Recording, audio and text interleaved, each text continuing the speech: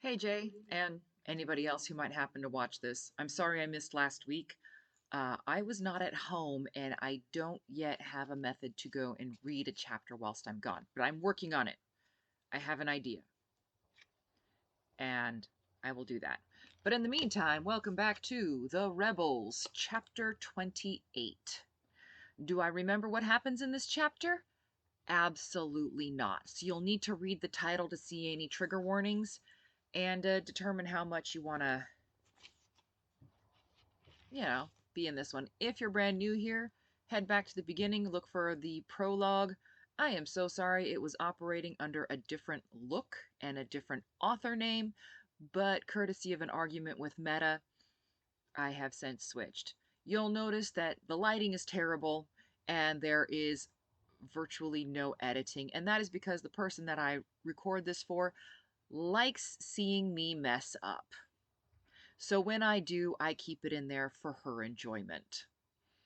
Everybody else can suffer or leave. The choice is yours. Dawn was breaking when we made the fence. On this side of the city, we saw little more than poles, wire rolls, and stumps of trees.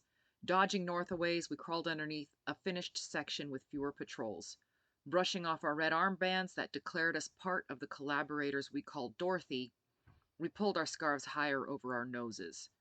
Trotting down the trees, saluting when we ran across trotting down the streets, saluting when we ran across Steve.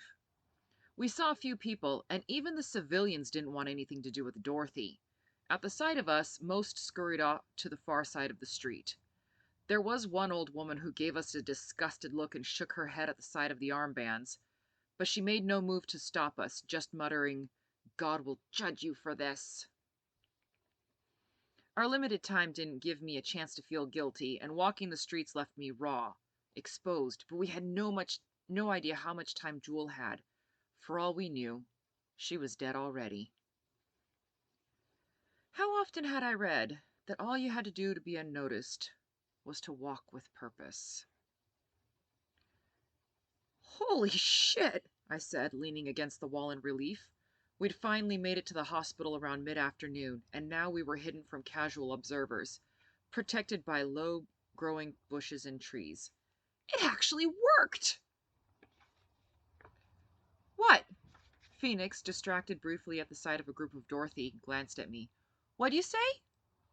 We really made it here in one piece! I wasn't sure walking like we knew what we were doing would work. Her mouth opened, closed, and opened again before she whacked me. This was your damned idea and you didn't know if it would work? I sank down slowly, grinning and giddy at finally being off my feet, sheltered by the bushes. To be honest with you, I never know if anything's gonna work. It's all a crapshoot. Well, fuck you then! Phoenix moved closer to a tree, away from view, and curled up, pillowing her head on her arm. You can take first watch. Wake me if you see anyone we can grab. Watching people wearing their clean white coats, I felt like I was grocery shopping. Too young, might not know their business. Older, won't be able to keep up. Too tall, too noticeable. I squirmed, trying to stay awake, as the shadows lengthened across the ground, the chill wind continuing unabated.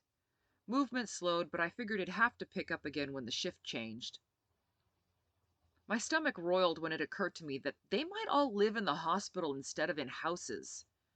I sighed, craning my head around to look up at the windows and idly contemplating what it would take to kidnap a person from a building and get them out through a window. That would have to be a last-ditch attempt because I just didn't see that ending well. An eternity later, the shadows moved enough that I could wake Phoenix for her shift. Tears started in my eyes when I lay down, finally able to rest. My exhausted brain couldn't let go, and instead drifted in circles, contemplating any stupid topic that happened to cross its expanse. I pondered the mysteries of why we never saw any woman, and thought that maybe they'd been left at home. Perhaps they'd cut their hair short and were indistinguishable from the men? If they were here, what did they think about the things local women suffered? How did these theoretical women perceive the rape and abuse of their white counterparts? Hey, hey! Phoenix poked me. There's people! I mumbled something profane and unintelligible, blinking back more tears. It couldn't be time to get up already, could it? I rolled to my side and struggled up, feeling the cut from 2 nights before pull and stretched, and looked where Phoenix pointed. What do you think of that one? Phoenix pointed to a slender man a few yards away. I shook my head. No dice. Skinny guys can surprise you. Phoenix studied the other people walking around the grounds. Why don't we take the doc back to the lair? You know we could use a doctor. We don't have to let them go. Because it'd be damn near impossible to keep them. I closed my eyes briefly to relieve the burn. All they'd have to do is get picked up by a patrol, and next thing we know, Steve's not worried anymore because they know they're just up against a dozen women, and they have a guide to our door. Dozen kick-ass women, Phoenix said resentfully. Don't matter. Once the boogeyman has a face, it ain't that scary anymore. We need... Ooh, look at that one! I needn't have spoken. Phoenix had locked onto the same target. The woman was small, professional, young, but old enough to have experience. Not threatening, easy to kidnap, and likely a doctor. A touch older would be nice, just so she had more experience, but beggars can't be choosers. And I was back to feeling like I was grocery shopping again. Or slaving. Not my proudest moment, I'll admit. We slid further back into the shadows, following the woman. It's a good thing we went for a small woman, because while she's small, she's damn scrappy. We dragged her into the bushes and had to sit on her to get her still enough to listen to us. And apparently she didn't believe us, or she didn't want to help, so it was plan B, duct tape and zip ties. I slung her over my shoulders in a fireman's carry while Phoenix toted the woman's bag and kept watch. What happens if she still won't help Jewel? Phoenix's voice drifted out of the dark. The moon had yet to rise, and Phoenix was little more than a blob against the sidewalk. Then we have no need for her. I kept my voice cold. The woman could come to whatever conclusion she wanted, as long as she helped us. The doctor kicked, muffled screaming working through the gag, and guilt tried to worm its way out. But hey, we tried talking to her first. As soon as we cleared the perimeter, we untied her feet and dragged her. While she wasn't exactly willing, she moved. She fought and pulled, but out in the forest she had little chance of finding her way back to Salem. I found it odd and sad that she struggled so hard to escape us and return to the hell she knew. Better the devil you know than the devil you don't. When we finally approached the hideout, it'd been nearly 24 hours since Jewel was shot, and my tension ratcheted with each step. Our captive finally stopped pulling backwards, though that may have something to do with the fact that Phoenix threatened to deck her. I know we were making a bad first impression. Sue me. Phoenix began whistling Yankee Doodle, and ahead of us, nearly 10 yards beyond where I'd thought, River whistled back. She hustled us off the path, brushing branches and twigs out of the way. Is Jewel? I hesitated. Still breathing. She's in a bad way. River stood back to let us into the shelter, which had become a veritable shrub of its own. A tiny fire burned between Jewel and the girls, and now that we were inside the camp, I finally caught a mouth-watering scent drifting through the air. As soon as the doctor saw Jewel, she ripped herself away from me and peeled the tape from her mouth with both hands. Why didn't you tell me she was so bad? She held her hands out. Take these off. We don't have much time. I cut the ties from her hands. As I recall, we tried. Not our fault you wouldn't listen. You were sitting on me! She took her bag from Phoenix and rifled through it quickly, taking out what she needed. Sirius glared, ready to let me have it, but I held my hands up, smiling weakly. So, I tried to distract my cousin. What's that amazing smell? Sirius snorted. Remember the sack? Next to us, the doctor cut away the rough bandages and Jewel's clothing, bearing the injury. I might have taken a duck. You cheeky beggar! I eyed her admiringly. Never doubt that Sirius would make time for food, no matter the circumstances. And a chicken. Or two. You need an emergency room for this, a sterile area, and a surgeon! The woman interrupted us, her gloved hands wet with blood. We all stared at her. What do you mean, a surgeon? I croaked. I'm an ER resident, you idiots! Phoenix clapped a hand over the resident's mouth, and River and I disappeared into the bushes to run a perimeter check.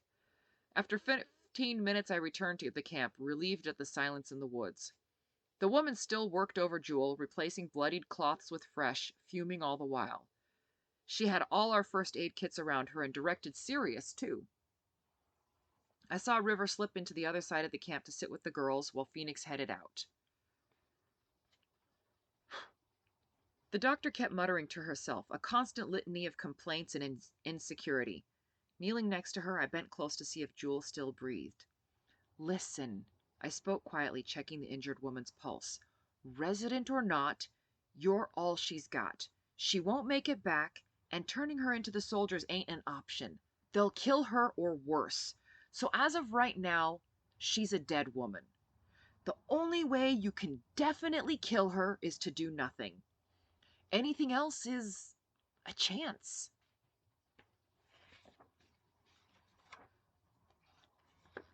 I never looked away from Jewel, but I could see the force of her indecision in the trembling of the resident's hands. I wanted to scream at her to make her choice, to make the choice I wanted. But we'd all been there at one point or another, and she had to make her own decision. I need more light, boiling water, and an assistant. Her voice was crisp, with a flutter of nervousness she tried to hide. We'll also need blood. I hope you know your blood types and hers. The doctor commanded us like a general with her troops and turned our rude shelter into a makeshift hospital. Phoenix, with the strongest stomach, acted as the doctor's assistant, while Sirius fed the fire and kept the hot water coming. River continued to tend the girls, and I found myself used as a blood bag. We had no idea what Jewel's blood type was, but I was the only type O available. So the doctor said we'd better hope that Jewel was also a positive blood type, or this wouldn't end happily. I opened my eyes to find Sirius standing next to me with a chunk of duck in one hand and a freshly filled canteen in the other. Here, Doc said to keep you fed and hydrated, or else we'll be hauling your fat ass tomorrow. I stubbornly kept my eyes off what the doctor did while I ate. I'd tried watching at the beginning, but after the second incision, I'd nearly passed out, and now I refused to look. Sirius handed over one tiny pot of water and immediately began heating another. Phoenix swabbed and the woman worked, her concentration intense. After I finished my dinner, I closed my eyes and tipped my head back, trying to remember what my parents had taught me. Praying never came particularly easy, but I figured now might be a good time to practice. Eventually, I realized I just couldn't pray. It felt fake. Peace was no longer a part of my life. What then? Hope that the overreaching effects of war would only touch the other side? Yeah, that'd be nice. I stared up, wishing I could see the sky, but we'd woven cut branches through the roots to create a smoke screen and shelter. Near dawn, the doc finally slowed the blood flow. Occasionally, I saw a tiny smile of satisfaction cross her face. Sometimes, she'd have Phoenix unclamp the bloodline, then clamp it again. Either way, Jewel still lived, so we took it as a good sign. Noon approached before the doctor finished her work. The north wind still blew and sunlight leaked through the gaps in our shelter. I was lightheaded, the doctor letting my blood flow for as long as she deemed safe for me. The doctor needed Sirius's help to stand and stretch her back and shoulders. Jewel lay still, neatly stitched, a line across her upper abdomen and a small one on her back from the entry wound. Live or die, the doctor said hoarsely. I've done all I can. That's all we wanted, Sirius replied. The doctor peered at me. I hope I haven't taken too much from you, she murmured. I tried to stand, stumbled, and only River kept me from hitting the ground. Don't stand up, you idiot! The doctor held her hand out, alarmed. River gently lowered me back to my spot. You don't have as much as you think. I had to push it. How far? My cousin asked. Let's just say I'd have my license to practice revoked. And you need to eat and drink more, she said to me, and then sleep. We should get out of here, Phoenix murmured. We can't stay hidden forever. She, the doc pointed at me, and I realized we'd never introduced ourselves, needs at least 2 days of rest and food before she should be moved. The other one shouldn't be moved for a week. Don't matter, I mumbled. We gotta go. Latest is tomorrow. Phoenix nodded. Do you want her to die here? The doctor cried, exasperated. Everybody shushed her. You keep on like that, Phoenix said, glaring up at her. We'll all be caught and die much slower than we'd like. The doc stood over her patient, pulling her lower lip nervously. What will you do with me now? I shrugged. Catch and release. But I know what you look like. Yeah, sure. A couple blondes, a couple brunettes, some blue eyes, and some kids. To be honest, though, we were hoping you'd forget what we looked like. Can I make a counter offer? She asked. Shoot. I'm guessing that with this rather dangerous line of work you've chosen, a medical professional might be useful to you. She spoke quickly, as if to get it out before she could change her mind. Why the hell would you want to leave your cushy city life? Phoenix asked. And your family, won't they get in trouble? The only family I have here is my husband. Sounds like a reason to go back. Phoenix folded her arms. My husband currently heads up the North American Liberation Corps. She made air quotes with a grimace. He's also let it go to his head. I don't recognize him anymore. I sat back taking in what she'd said. My head pounded, though she'd already mentioned that would be a side effect of the blood loss. I drank more water. Well, I'm sold on the idea. We can keep you, I reckon. Phoenix introduced her to everyone while I ate again, and she looked bewildered by all the names. Phoenix laughed quietly at a question from her, and I fell asleep before they finished talking. When I woke next, it was dark, and the fire had died to coals. I found an MRE and a full canteen lying next to me. Downing both, I collapsed back into sleep, not stirring again until just before dawn, when Phoenix slid into camp. Quietly, she woke the others, including the new girls. Steve's been busy organizing, she informed us, keeping her voice low. They've set a perimeter and are closing in. If we leave now, we have a chance at slipping through the net. But it has to be now. One of the girls whimpered, and all of them looked fevered, shifting restlessly. Will they be okay? I nodded at them while I stumbled to my feet, getting gear together. It's like having the worst flu, the doctor said. They can do it, but they'll be miserable. Anything you can do for them? No. She paused, tying her hair back, then continued. There's nothing we could give them even if we had it. They need to get all the drugs out of their system. Cold turkey is the only way we can do it. Rendezvous, now, Phoenix ordered. Me, River, and Phoenix took turns carrying Jewel on a stretcher made from 2 branches, a bunch of string and rope, and my sleeping bag. The doctor herded the girls, while Sirius walked 3 miles for every one of ours, back and forth, checking in the path and on us. Shit, I'm tired, I groaned under the load. Blood loss is exhausting. Will somebody say something so I can get my mind off of this? Are we sure doctor is a good name for a person? Phoenix asked seriously. I mean, there's so much that can be done with it, like, yeah, what's up, Doc? Doctor glared at us when we giggled. Ooh, how about, hello, Doctor? I waggled my eyebrows at River, who just rolled her eyes, a faint smile on her lips. I love that show! Phoenix exclaimed. I hate you all, Doctor announced. Is it too late to change my mind? Yep, Don't worry, you'll get used to us. Maybe. I shrugged, trying to loosen the muscles. But we are damn glad to have you. At the worst point of my exhaustion, I had to leave carrying Jewel to River and Phoenix, because if we needed to run for it, I'd fail. Instead, I walked the perimeter. I stumbled back to the group just before noon, wheezing. The ground swayed under my feet and my vision swam. I clutched a tree. "We need to hide," I panted. "They're not far out." "How do we hide?" Doc stared at the ground, at the bare trees and bushes, looking at the fallen leaves under her feet. My mouth kicked up in a smirk.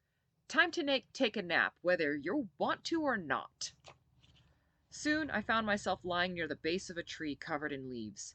They'd drifted in the constant wind, and it had been the work of moments to scoop them out, lay a couple people down, and fling the leaves over them before moving on to the next drift.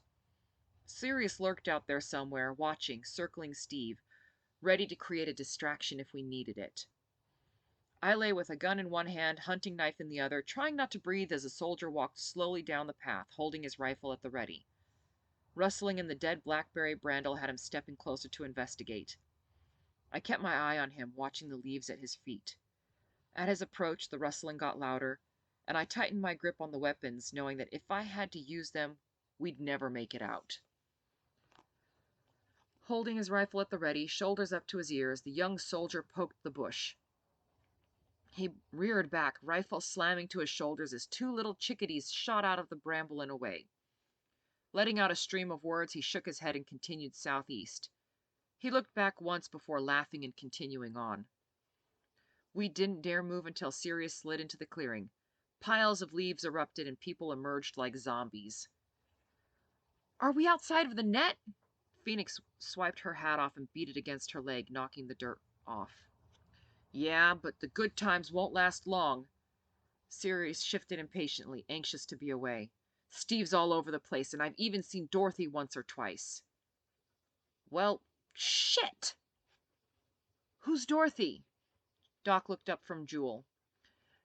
"The American assholes who turned traitor," Phoenix elaborated. Doc paled. "We have to go now. If my husband finds us, we're dead." "Don't worry," I said, helping lift Jewel. "If Steve finds us, we're dead that way, too. As a matter of fact, there's only one way we don't get dead, and it involves walking. Like, now." At a rest in the late afternoon, we all pulled off our boots to check our feet. The rescued girls' feet needed treating before the blisters got any worse. After the first day, when I'd blistered so badly, we'd learned the importance of checking them often.